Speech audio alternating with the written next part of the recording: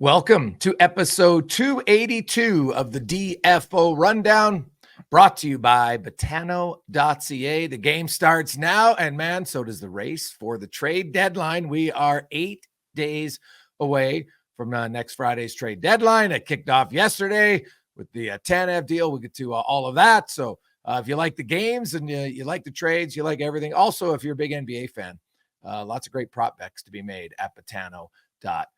As Frank Saravalli joins me, Jason Gregor, and Frank, we'll get to the Tanev trade in a second, but want to talk about big news on the West Coast. It looks like EP, Mr. Pettersson, will be staying in Vancouver.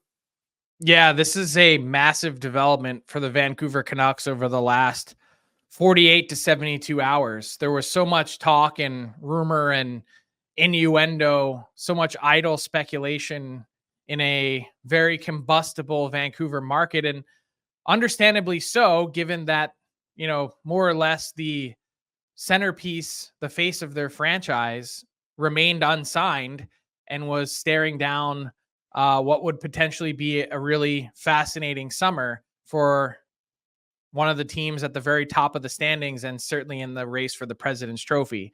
So the development, which I reported on Wednesday, is the Canucks and Pettersson's camp have made significant progress on what is believed to be an 8-year deal. I don't want to speculate on the total dollars just yet. I think it's fair to say certainly approaching $100 million total. But this is absolutely massive for the Canucks. Cannot say more as to what this means to this team, and to be able to get something like that done, if they can get it across the finish line in the next couple days, would give them potentially 6-7 days before the deadline to really lock in their numbers and have a great idea of what their cap picture looks like moving forward, that they could potentially even add someone with term when it comes to the deadline. So what numbers are we looking at? Pasternak here? Or are you going higher? What do you think? No, I think it starts with the 12. So higher. Yeah, I don't know if it's 12.5 or 12.25 or 12.75 or whatever the number might be.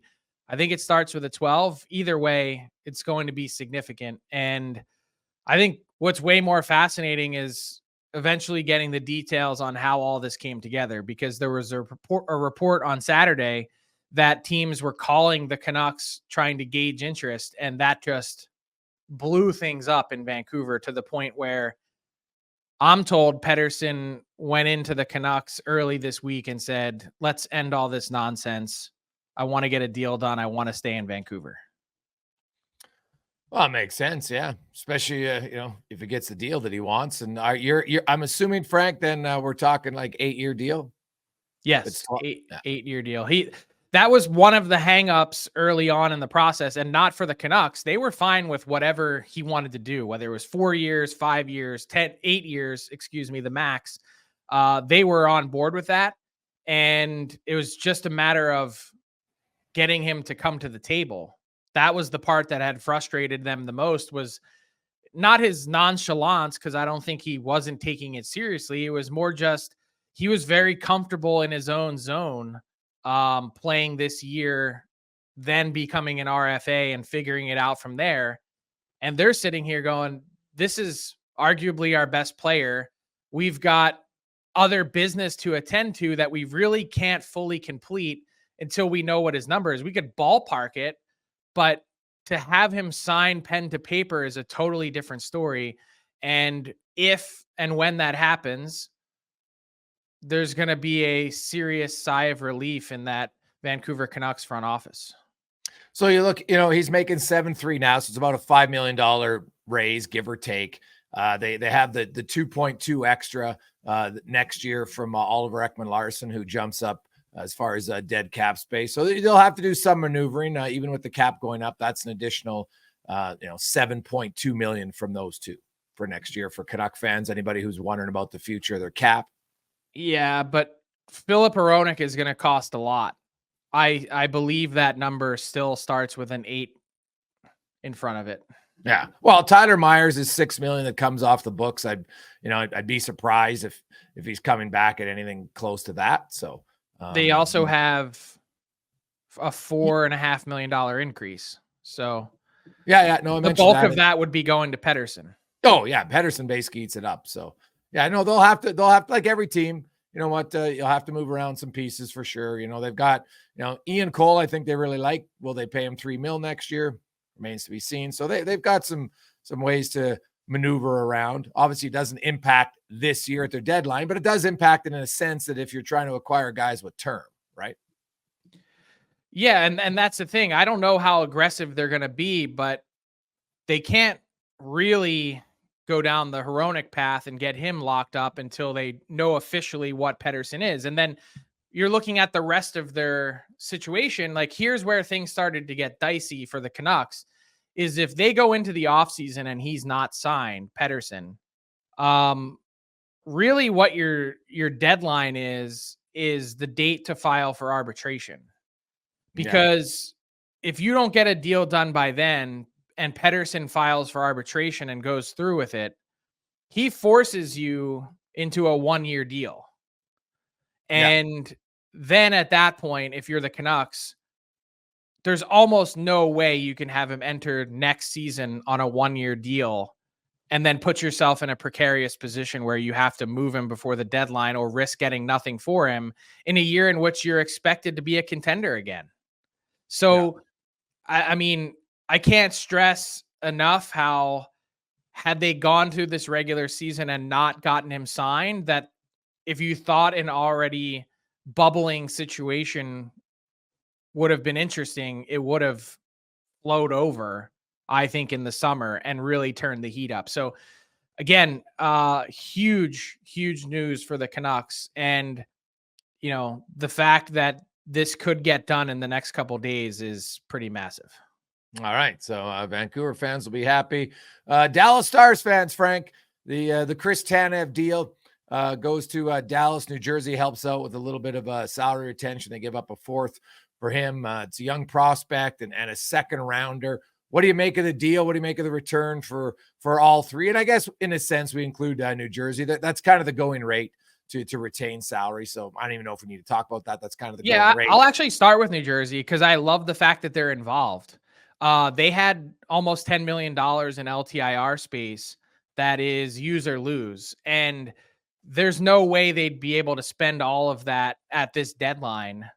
So that being the case, why not get in the mix and grab yourself an extra 4th round pick that you could then, if you're making a significant transaction next week, hey, you just got yourself extra trade collateral next week to use, which is important. But from the Flames perspective, this ends up almost exactly where I projected it to be. I did a deep dive on Tanev earlier in the month of February on dailyfaceoff.com. I laid out 3 comparable trades.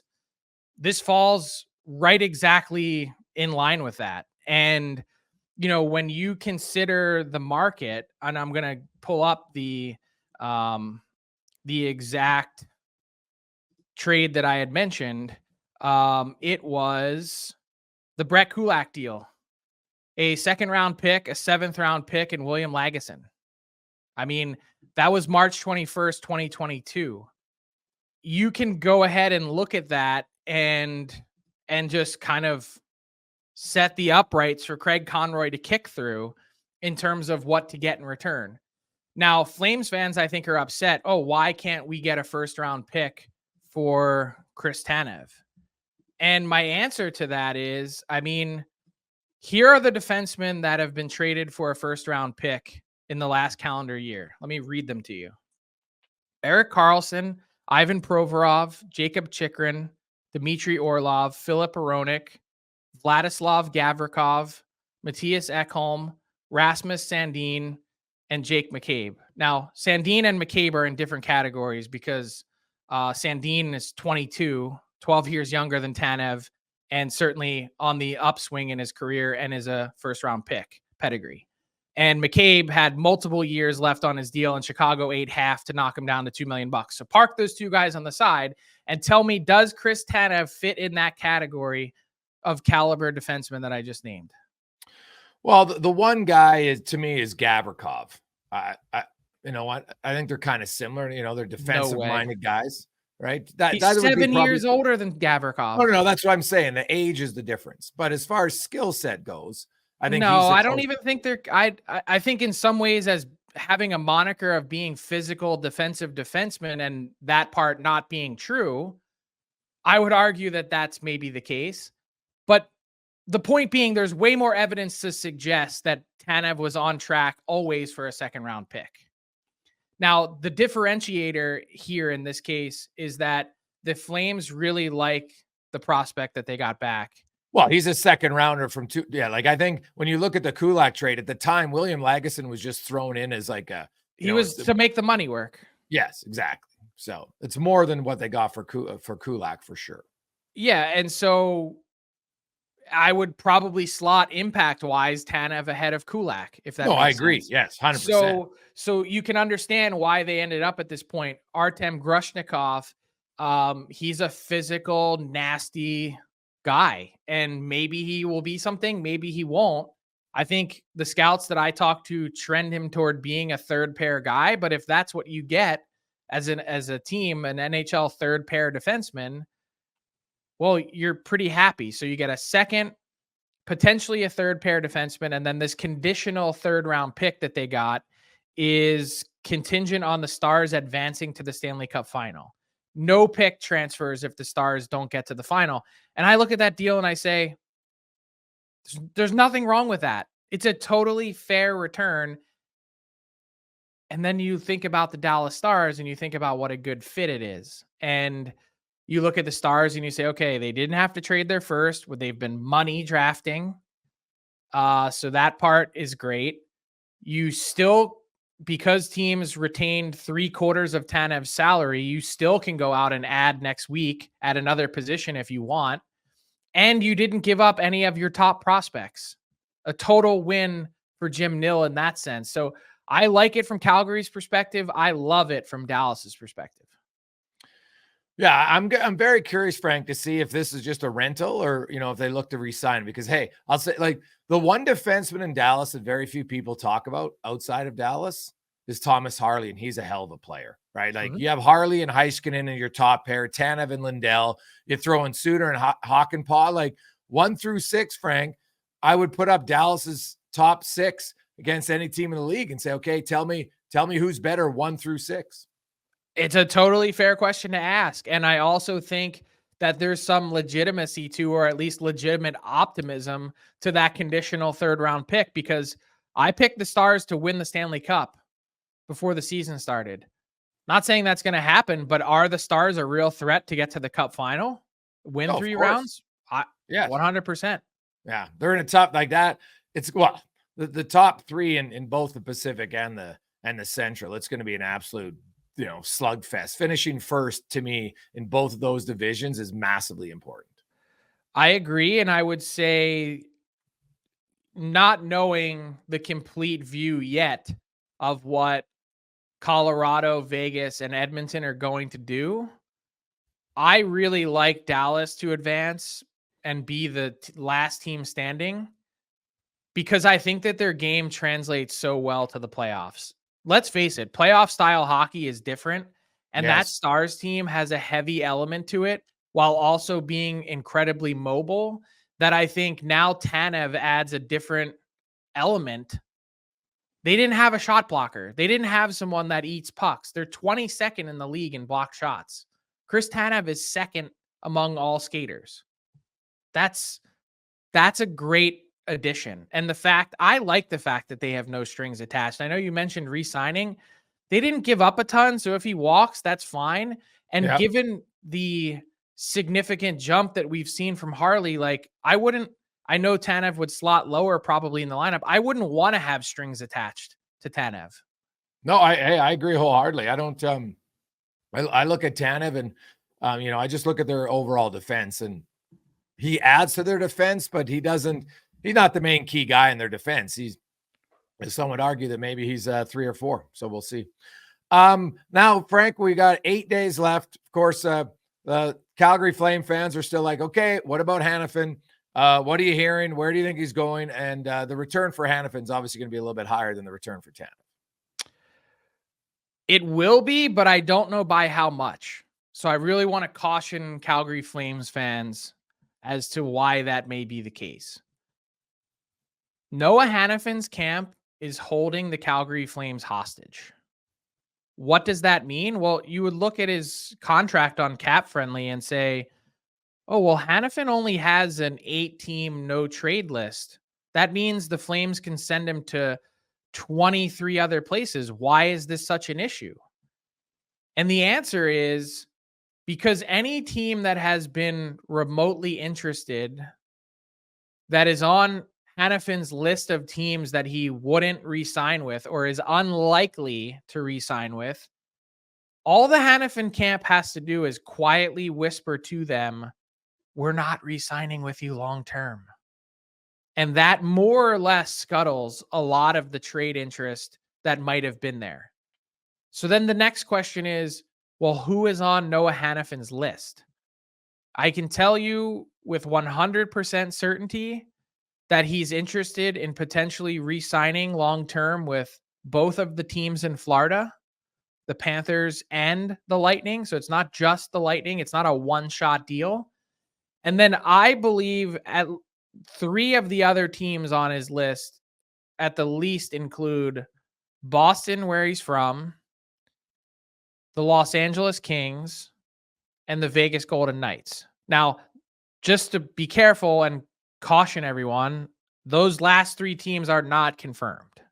So take that for what you will. That's been the speculation behind the scenes. But the point here, Jay, is that the Flames are dealing with a limited market. And the worst part for the Flames is that of those teams that are on Hanifin's so-called list, they have very few assets to trade.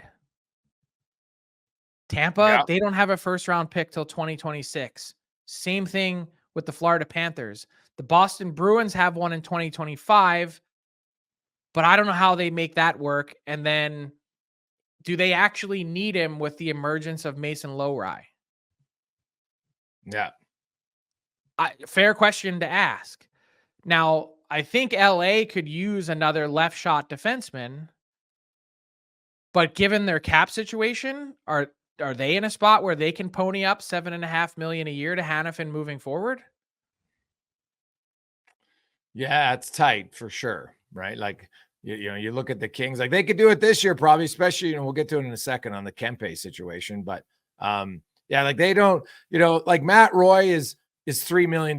So I would, there's a chance maybe that, although he's a righty, but still, if you bring in Hanifin, that maybe he goes out. Plus, let me tell you right now, they're going to miss Matt Roy when he's gone. Oh, no, he's a good player. Yeah. He's a good, solid defender. I think they'd like to re-sign him, but I think Matt, as a right defenseman, when there's such a need for right defensemen around the league, Frank, I think that's a guy, if he goes to market, would get a significant raise in what LA would probably pay him if he wants to go. The Kings are an oddity in that they have too many right shot guys. Yeah.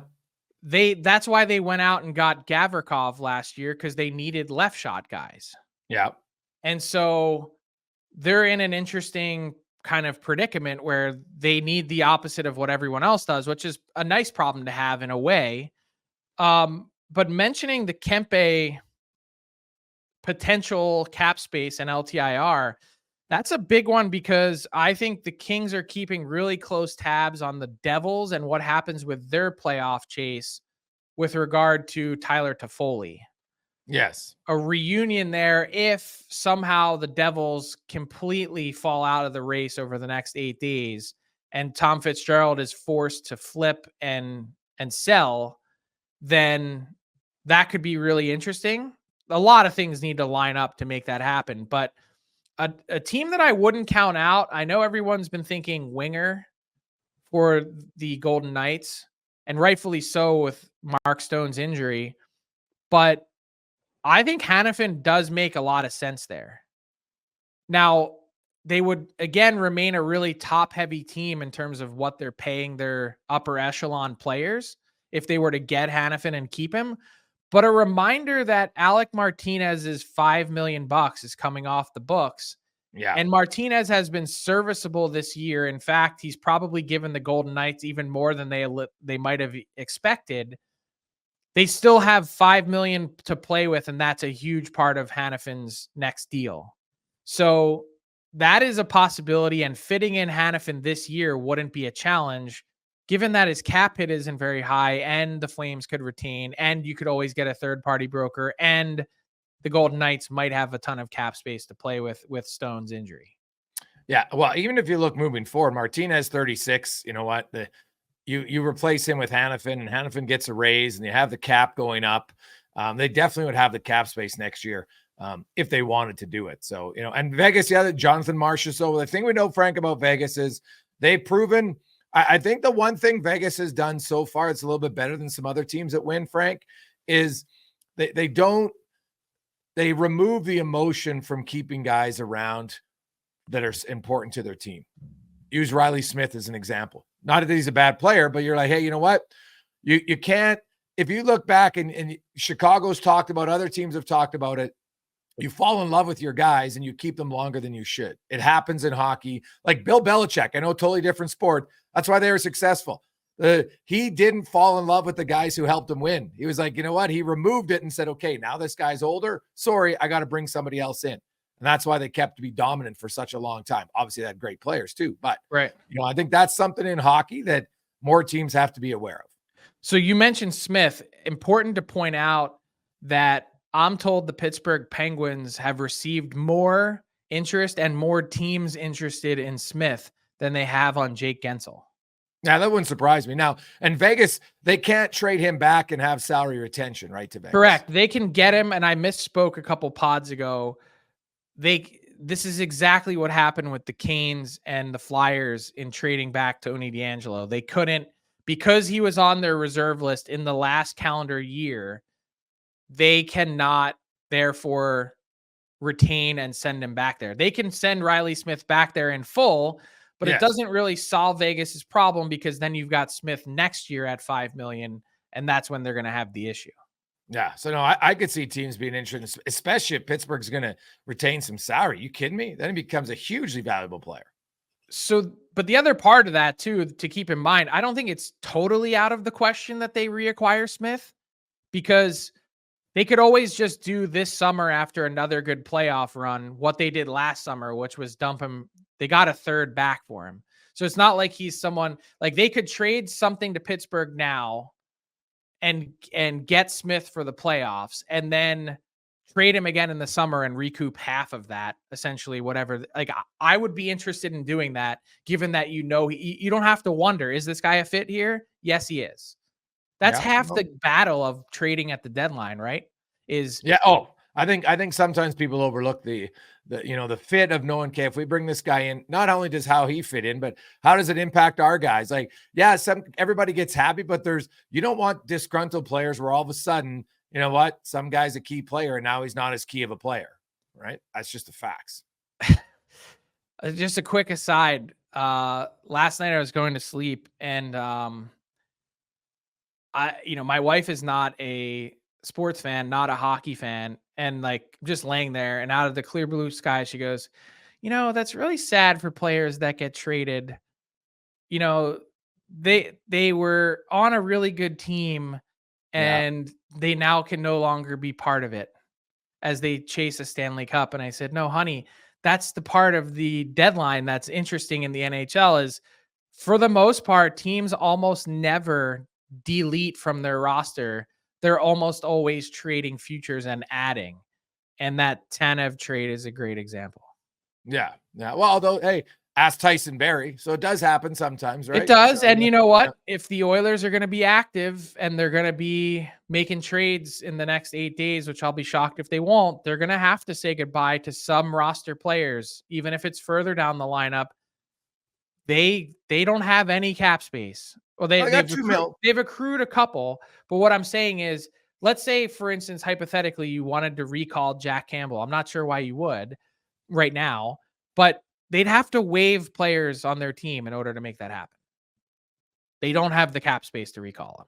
So they're going to have to, at some point, if they're going to go after a big fish, they're going to have to either trade someone from their roster or waive multiple players in order to make it happen.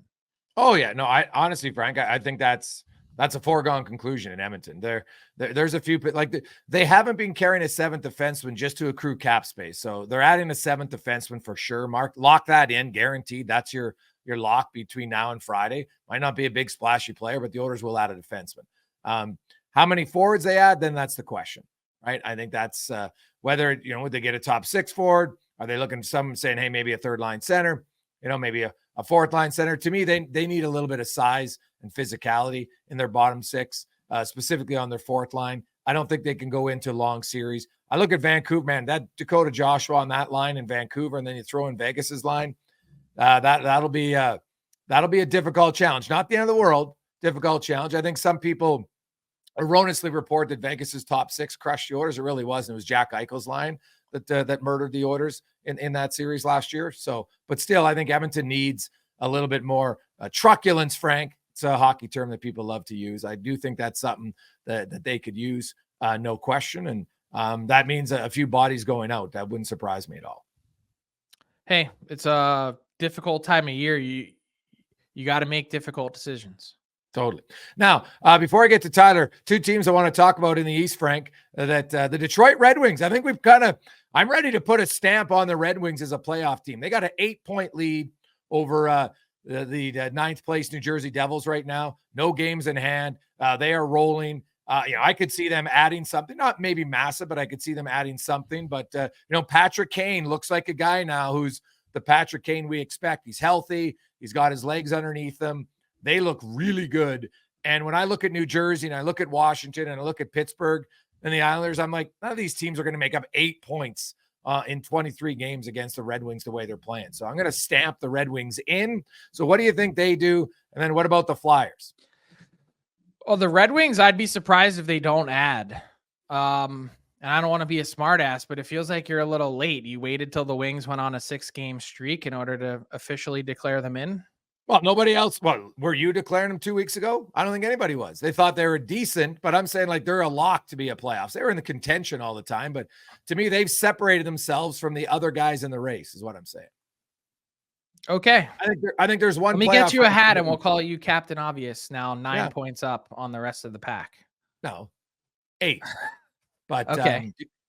The point, are you telling me 2 weeks ago you were like, oh, Detroit's a lock? No one thought they were. I think we talked about it on Daily Faceoff Live and we're like firm playoff team. But I said I was being a smartass. Yeah. I think Steve Yzerman's going to be adding. And the fun part about what you can consider the possibilities are, why can't he go add someone that they could re-sign? Like, why can't they be all over Jake Gensel? Yeah, they have cap space. They easily could do it. I think that's the fun part. What about Noah Hanifin? I think their defense is seriously in need. Oh, God, yes. But I don't. You didn't have Detroit on Hanifin's list. No, and I don't know where Detroit stands with Hanifin, and I don't know where New Jersey stands with Hanifin, because I think New Jersey was another team that had expressed interest. But when I think stylistically about Hanifin and the Red Wings, I think of more of the same. He reminds me of what they already have. So I don't know, but all I'm saying is be prepared for a Steve Yzerman wild card over the next 8 days. Yeah. Well, the big offseason in Detroit's going to be what's Mo Seider's contract going to look like. That's the big story there for sure. He's obviously getting a significant raise. Just, what's his number going to be on an 8-year deal? I think that's going to be the question in Detroit. He's obviously their cornerstone defenseman and is going to be getting a significant raise. No question about it. What was the other team you asked me about? The Philadelphia Flyers. And, okay. There's been so much talk about Sealer and Walker. And now they are 5 points up on New Jersey. And now they said a few weeks ago, Frank, multiple times that we might have to make tough decisions and still think about the future. Are you expecting them to move guys out? Or do you think that has cooled down a bit as we're closer now and they're still 5 points up? No, I'm expecting them to move guys out. And Walker and Sealer have both shot up my new trade targets board, which is available now on dailyfaceoff.com. And the reason for that is the Flyers have engaged in substantive contract extension talks with both players. And right now, subject to change, they feel like for both players, the ask has been rich. And with Walker specifically, I believe the ask is approaching 4 years times $5 million a year. And while I understand it from both players' perspectives, you've had good years. Walker, Sealer especially, this is the biggest contract of his life, and it's not even going to be close. But Walker also wants to cash in. But I think if you're the Flyers, and I don't have firm numbers on Sealer, but I think it's closer to like 4 times 4 or 4 times 3.5 or 3 times 3.5. Like it's certainly a humongous raise off of what he's earning now. And I get it. I get the ask, but I think the Flyers are a bit scared off at this moment in time. And if you go back and then add some perspective in here on both players, 1 year ago, Walker was a cap casualty, a right shot guy. We just talked about LA, that they had too many. He was a healthy scratch in the playoffs. They dumped him to the Flyers. So the Flyers got him for nothing. Did you say $5 million a year for Walker is what he's looking for?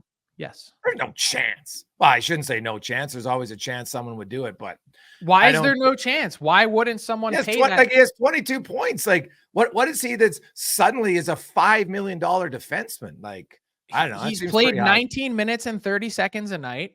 He's got 22 points. He skates really well. And he's a right shot. Like, tell me, like, we just talked about this with Matt Roy about how thin this free agent market might be this summer. Roy's going to earn a bump up to that category. Walker is certainly going to be 4+. I don't know if he gets to 5, but all day long, it starts with a 4. Yeah. And my point is, if you're the Flyers, why would you want to be locked into that for either player? Well, so Walker was a bonus. You got him for free. Yeah. Instead of getting tangled up in the idea of, because we're a playoff team, we need to keep these guys, I still think it's way more likely than not that the Flyers drop off next season instead of stay in the playoff chase. Yeah. So you should be sticking to the long-term view, which I think the Flyers are anyway. John Tortorella's teased it. They got to make tough decisions. The tough part for the Flyers is that Jamie Drysdale and Rasmus Ristolainen are out. And if you trade Walker and Sealer, you've absolutely cut the legs off your defense core. Yeah, you're done. Just unfortunate timing for the Flyers, which is why another reason why I think the Devils are going to continue to try and add instead of sell is that's really the team that they're chasing. With all due respect to the Lightning and Red Wings, not that they can't catch them. It's just that the Flyers have the potential to drop like a rock, and the Devils could slide into that third spot in the Metro. Well, yeah, I think the Devils are looking at the schedule and looking who the Flyers play. And maybe they're waiting, Frank. If the Flyers sell off, the Devils are like, we're not trading Toffoli because we think we can catch him now even easier. So, but yeah, man, I'm going to watch the Sean Mark. He gets $5 million, Frank. Like, I'm not going to make a Yaremchuk claim here. I was going to say, can we bet a dinner on this? Oh God, like $5 million. Yeah, we'll bet a dinner at the draft if he gets 5. Well, and I guess have to be after the draft, but $5 million a year, I'd be blown away. A team that's instant buyer's remorse. I'll say it right now. $5 million, no chance. But here's the point: is if you're Walker's camp, right? You're sitting here going, I get what he wants, but why would I forgo the market? I played the year and risked all of it. I might as well. The worst thing I can do is check back in with the Flyers in June and circle back to whatever they're willing to pay. But I would go to market for sure. Oh, I'm not saying he shouldn't. I'm just saying shoot for the moon, bud. Yeah, you go for the moon. But honestly, I think if their ass starts with a 5, I'd be stunned if that happens. That's all I'm saying. I think that would be one where a team would be like, oof, that's not great, but we'll see. Let's bring in Tyler Yaremchuk now. Ty, how you doing? Well, I just wanted to add on Sealer again before we bring in Tyler that it was another ask that I think the Flyers were uncomfortable with, and the market, it won't be as strong for Sealer in terms of a return, and so therefore they could keep him, but I think it's more likely than not right at this exact moment in time that both end up going. But if one were to stay, I would project it would be Sealer. All right. Ty, how you doing? I'm good. I'm ready to go. I was chomping at the bit there. I was all fired up. My lights were on. And Frank was like, whoa, I got to take on Sealer. I had to hold back. Anyways, buy or sell today is delivered by DoorDash. 25% off and 0 delivery fees for our Canadian listeners on their first order. All you need to do is download the DoorDash app and enter the promo code NATION25. I have a great DoorDash testimonial. This is the kind of customer service you get with DoorDash. A couple weekends ago, I was a little intoxicated, granted, trying to order my midnight Wendy's, and something got messed up with the order. My food never showed up. What does DoorDash do the next day? They email me. They say, hey, don't worry about it. 40% off your next order. Fantastic stuff from our friends at DoorDash. Download the app. Use the promo code. Let's get into... You strayed away from your drunken veggie crisp? Yeah, I did. It was a late night, and I was like, I don't think the veggies are going to cut it tonight. So, I need meaty. So just for everyone listening, if you don't remember, Tyler, his crutch, I would call it a very healthy habit, in fact. When he comes home from the bar after a full night, the first thing he does is breaks out a pack of frozen veggies from the freezer, and he throws them in a frying pan with a load of butter and crisps them up. It's great. It's 10 out of 10. And now there's like enough people who are in on kind of the bit. So whenever I have a night out, I like just throwing up a blurry picture of my veggies on my Instagram story. And people are always like, oh, your M-Drugs in one. It's funny. I think it's important to point out, though, what kind of veggies? Like, do you have peas in there? No, it's yeah, there is. It's like the little cubed ones. So there are peas and then some corn, carrots, and I so think it's a vegetable medley. String beans? Yeah. Ooh. Good, Frank. The it's peas, good though, you lose me at the peas. I'm not a big pea guy. I would do just peas. Anyways, okay, we got to get to the hockey talk here. The Vancouver Canucks, Frank, we started the show with it. Elias Pettersson in that extension. You said it gives the Canucks some certainty heading into the deadline. I'm going to say the Canucks make one more big add ahead of this year's trade deadline. Buying or selling, Frank? What counts as big? That's my question. Top 6 forward, top 4D? I will sell. I think they add, but I think it's going to be on the margins. All right. Greg's? Man, they've been the busiest team this year, no question. They have been they kept the trade winds blowing for a long time. But yeah, I don't know if they need at the top anymore. I think they more add little pieces here. I think they should be pretty happy with their core pieces going in. So I will say. Yeah, that's another point too. Maybe a little bit less pressure to win this year if you have Pettersson extended and know things won't go haywire in the summer. Let's go with this one here. Jake Gensel is now going to keep inching up the trade targets board, I'm sure, with Tanev off it. I'm going to say Jake Gensel ends up in the Western Conference after deadline day. Buy or sell, Greg's? What's more like? Weigh the options. That's a good question. I look at teams with cap space and then teams that fit for Gensel. And, it's not surprising to me when Frank talks about Riley Smith, especially if the Pens are going to retain that, there's more interest in him because it's going to be a lot lower of a cap hit. I wonder how much teams are leery about his injury. That's the thing that I'm concerned with. Like, obviously I would assume you get doctors talking to doctors. So I will say Toronto, no. Boston, like looking at the teams, yeah, I think the odds are higher. So yeah, I will buy that he ends up in the West. Frank? Speculation, and I again not confirmed, but the belief is the injury is a broken finger. So okay. I wouldn't be overly concerned about that. Buy or sell that he ends up in the West. So I'm game planning or gaming the options. That leaves you like Carolina is the one team in the East that makes the most sense. No, they're not the one team. I mentioned Detroit. Yeah. And then what about I can't count out the New York Rangers. The Rangers have an opening on the wing. Gensel can play the right side. Yeah. They've been aggressive. I would say that so outside of Vegas, I think you can take Dallas out. When I'm thinking about the other teams in the West, I think you can take the Oilers out. Vancouver.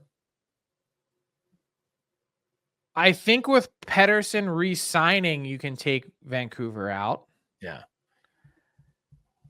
Take out Winnipeg. I don't see, like, Colorado's the one that makes the most sense to me. Like, Colorado is interesting. The only team what about the Kings? Kings are, well, Kempe for the Kings and Stone for Vegas. That puts both of those guys, I think, in the conversation. Yeah. Yeah, I mean, Kempe for Gensel is almost an exact swap of money. Yeah. If Kempe were to go LTIR, he's at 5.5, Gensel's at 6. So we got LA, Colorado, and Vegas on one side. We've got Carolina, Detroit, and New York on the other. I will buy. Vegas likes the shiny toy. I will say, if I had to pick a destination, I will say Gensel, Vegas. All right. Oh man, when you said the Rangers, though, there was a part of me, the kind of chaos I live for. Can you imagine the Rangers in the top seed and the Penguins sneak into the 8th seed with Gensel on the Rangers in round 1 of the playoffs? That'd be great. Could happen with Dallas and Tanev as well. Calgary sneaks in. I was just going to say, if you want to talk chaos, let's talk about the Calgary Flames potentially trying to kill their own conditional 3rd-round pick by going toe-to-toe with the Dallas Stars in round 1 if they sneak in after trading all these guys on the back of Jacob Markstrom. Oh, that would be chaos. Last one I got for you guys, I was on the Jason Gregor show yesterday, and we were talking about the Washington Capitals as like maybe a one-stop shop for a team like the Oilers. And then you kind of go look at their cap friendly and you're like, I could see them moving this guy and this guy and this guy and this guy. Like, there's a lot of options there. I'm going to set the number at 3.5. The Capitals move off 3.5 players from their roster. Frank, would you go over or under on that number? Under. So I'm going to go Nick Dowd 1, Anthony Mantha 2, and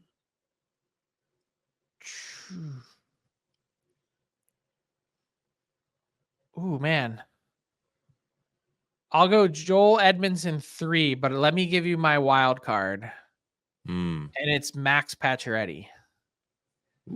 Now, Pacioretty he's the only player in Caps franchise history other than Alex Ovechkin that has a full no move clause. So he holds all the cards. But I think if the Caps are out and there's one team in particular I think he's really intrigued by, it's the Florida Panthers. And if Florida, who is limited assets, could get in the mix and get Pacioretty and the Caps to retain half to knock him down to $1 million, it's been a bit slow going for Pacioretty, but he scored playoff goals in back-to-back games. And I think if he gets into a rhythm and a flow, man, he could be a really interesting and dynamic piece to add to a team as a goal-scoring threat. So I think it's almost a stone-cold mortal lock that Joel Edmondson will be traded. Someone somewhere is going to give some mid to late round pick for Edmondson as depth. That's 1. 2. Who did I say was 2? You had Dowd 1. You had Mantha. Oh, Mantha. Someone will take Mantha too, based on the season he's had, even though the commentary on Mantha from managers is like legitimately fascinating. Like, way more than one team thinks that Mantha's a dog. So that's someone will take him. Dog in a good way or bad way? Like he a dog? No, dog in a bad way.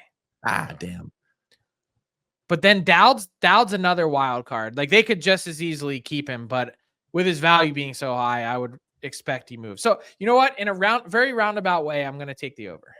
Now Sorry. you're on the over now. You just talked yourself. Oh, that was a long answer to change. Yeah, answer. I know. But I want everyone to understand how I get there, and I want to share the tidbits that is what's interesting to fans. That's why I say it. I don't do it just to talk. Believe me, I'm sick of myself. Greg's over under 3.5. I think the one guy you're missing there, I think Beck Malenstein will have a lot of interest for a lot of teams. If you look at his numbers and defensive zone starts, he makes below league minimum at 762.5. So he's as low as you can get as far as a trade prospect. He's physical. He skates well. He's their leading penalty killer in minutes. So if you acquire a bottom six guy, you love to acquire a bottom six guy who can stay in the game by killing penalties. I think teams would be foolish not to look at him. If they're just looking to augment, I don't think it's going to cost you very much. I think it would be a really good, cheap addition to your team. And we see the importance of, big physical penalty killers who can skate at times. So I think it's over for sure. I'm curious if they have a trade that involves two, because you could see a team saying, hey, we want the defenseman and we want Dowd, or we want the Dowd and his line mate. I wrote about it 3 weeks ago, Malenstein and Nick Dowd. The Toronto trade last year when they had Riley and then they threw in Noel Acciari. He's a good player, right? But it convinces you, hey, we give up a first, but we're getting a second body. And that could be Malenstein. He's an RFA, so he's not going to have huge numbers. It's not like he's going to arbitration and you're going to worry about that. So I like him a lot. I would take over for sure in Washington. And I think if some of the GMs, I can understand why they think Matha, but man, I talked to a lot of people in Washington, and really his new coach has just kind of reopened him. He's given him opportunities. And I think that's the key. You play him. And the big news is the guy scores 5-on-5. It's all 5-on-5 goals. Like you look at Edmonton, for instance, who needs a top six guy. He has 5 more 5-on-5 goals than all the guys tied for second, McDavid, Draisaitl, and Kane. Okay, I'm just going to read you a text that I got on Mantha from a GM yesterday. Okay? Mantha is more likely to be a healthy scratch in the playoffs than an impact player. Yeah. I don't know if I buy that. People love hyperbole. I know. It's fun. I'm just telling you that there's a very varied opinion. Oh, yeah. Again, they couldn't give him away for free in the summer, so it can't be that far off. No, well, but like I said, hey, guy, this was a really good player, and then, you know what, didn't get to play very much in 2 years, and you talked to a lot of players around the league. You know what? If you're in a bad relationship with your coach, it can screw with you. And, I think the head coach in Washington should get more credit than he is. Like, look at the Capitals. They're still in it, Frank. Well, that's what I was just going to say. It's for the longest answer in buy or sell history. We're declaring, you said for sure in the over. And I'm like, all I can tell you is the Caps really haven't engaged with a lot of teams yet because they're only 6 points out with 2 games in hand. And again, they're chasing the Flyers, not the Lightning, not the Red Wings. Yeah. They're not out of it. And I don't think it's a guarantee. Spencer Carberry, he won't win it, but he should get some votes for the coach of the year. I think what he's done in Washington is fantastic. Agree. And I would say if Rick Tocchet doesn't win coach of the year, they should just never hand out the award again. Just FYI. Fair enough. All right, gentlemen, that is a wrap on this week's edition of Buy or Sell, as always, delivered by DoorDash. You know what? That third place race in the Metro is really potentially maybe Frank holding it up, because I'll tell you, I still wonder where Pittsburgh views themselves too. They got all these games in hand. They had that huge come from behind win in Vancouver. I think we might see teams just wait until Thursday as much as they can to see. I'm not saying it's the right decision, but I could see that. For months, I was saying the Penguins, and now you can include the Caps in that category, should give their team every ounce of runway, every inch of runway possible before making the decision. Why not? Oh, 100%. Don't trick yourself. Like, I don't know what the Caps' long view is here. Maybe there's a way you can have both at the same time. Like, let me give you an example on Dowd. They've been without him since February 20th. Yeah, he's going to return tomorrow, I hear. Yeah, but my point is they've still won without him. If you traded Nick Dowd and kept some others, is there a way to have the best of both worlds? Well, I think this week, Frank, will tell it. Washington plays Philly tomorrow night, right? That's a huge game. Then they have Arizona, and they actually play Pittsburgh next Thursday before the trade deadline. So I could see Washington waiting, giving themselves, they'd have those head-to-head matchups. Those are crucial. What if you win both against the Flyers and the Penguins? Then you're probably not. Then Tyler's probably hitting the under, and we don't ever root for unders here. No, I hate the under. So it's that's why I won't be surprised if we see teams waiting to just in some cases no, right? Like Dallas, obviously, and I think Calgary made the wise decision that they're going to hope that maybe they stay in it. They're probably obviously going to move Hanifin. Quickly, one last one on them. We got a few minutes. Do you think there's any chance Markstrom goes? I think a really small chance. I think the way I view the market is, to me, the only team is New Jersey. And I think it's entirely obviously the Flames and Devils are still talking. They just worked together on the Tanev deal. It's entirely possible that this gets rekindled, but I would say outside of that, I don't see another team, and I'll take it a step further. I think the Flames are in the ultimate position of power. Get a great return on Markstrom, fine. But if not, we just talked about miraculous playoff runs. The Flames, after trading 5 unrestricted free agents, could go on one. But more than that, think about this summer and the free agent market. The premier goalie available this summer, as of right now, I think I have to double check my notes, but I think it's Capo Kakinen. I mean, the Flames will have the best goalie available this summer in Markstrom. There's no reason to absolutely have to make a trade right now. You could have 5 more teams in the mix this summer that are looking to change things up in net, and Markstrom be their guy. They could properly reallocate their salary cap money. There's lots of things going on that I would say the better market for Markstrom will be in the summer. But if New Jersey wants to come along and knock your socks off, what's wrong with that? Frank, have a great weekend. Remember, did you make it to Thursday? Yes, I did. I just want to let you know that you're still in. I have a chance. Woo. I got to get through day 3, but the first 2 days I'm clear. I am one of 130 people remaining in the Wendy's Daily Face-Off Survivor pool. And if you want to ride with me, I'm going with Charlie Coyle to get a point on Thursday night. 1 measly point. He's done it in 36 of his 60 games this season. I looked it up. I'm doing my homework because I want to win 1 week in this goddamn pool. The dailyfaceoff.com Wendy's Survivor pool. I'm tired of I want to win. Oh God, that's all. Yeah, you don't want to get shut out, right? So hey, it's like, and I've been a grouchy, tired prick today. I just realized what we should have done a long time ago, and I can't believe it. We should have had what happens first. Frank wins a week of Wendy's, or Connor Brown scores a goal. Damn it! We should have done it. Oof, that would have been a great. I'm liking my chances right now. I'm not gonna lie to you. All right. Well, yeah, that's true. Because hey, McAvoy plays tonight before Brown plays Saturday. So there you go. How about, it was funny though. People were making the joke as Connor McDavid kept piling up assists. First off, calling him McApples, but they were like, "Is he trying to mirror the other Connor here? What's going on? Why is he only getting assists?"